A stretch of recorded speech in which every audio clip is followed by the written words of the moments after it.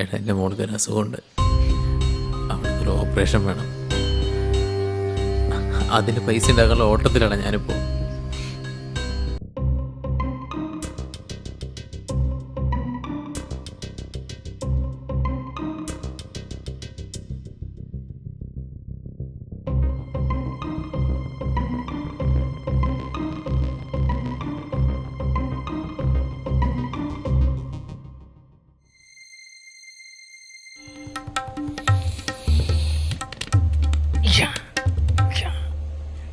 എടാ വറാച്ച,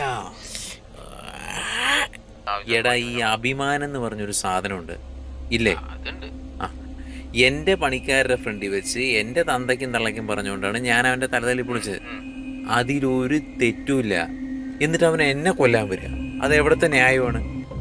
എടാ കുഞ്ചാപ്പി, അലവലാതി ചെറ്റേ, നിനക്ക് ഞാൻ വെച്ചിട്ടുണ്ടടാ.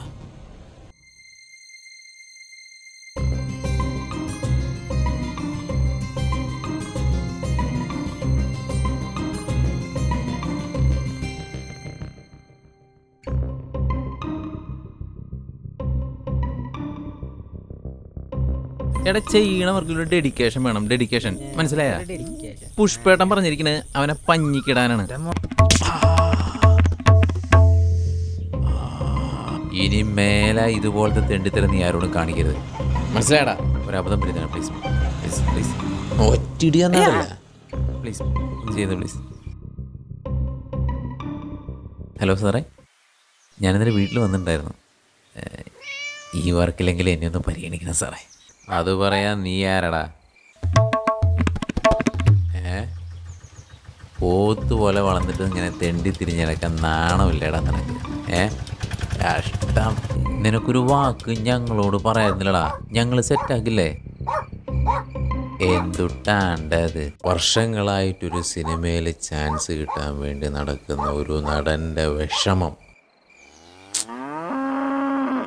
അതൊന്നും ചിലപ്പോൾ നിങ്ങൾക്കൊന്നും പറഞ്ഞാൽ മനസ്സിലാവില്ല. കണ്ടു സംഗതി കൊള്ളാടോ, നന്നായിട്ടുണ്ട്. ഞാൻ വിചാരിച്ച പോലെ അല്ല താൻ.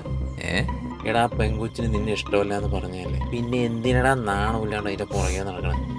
പറഞ്ഞാ കേട്ടില്ലെങ്കിൽ നീ പെട്രോൾ ഒഴിച്ച് കത്തിക്കാൻ മലടാ. നീ എന്നെ ഒപ്പിലെ പരിപാടികളായി കാണിക്കുന്നത്? നിനക്കെന്നെ വട്ടാണോ?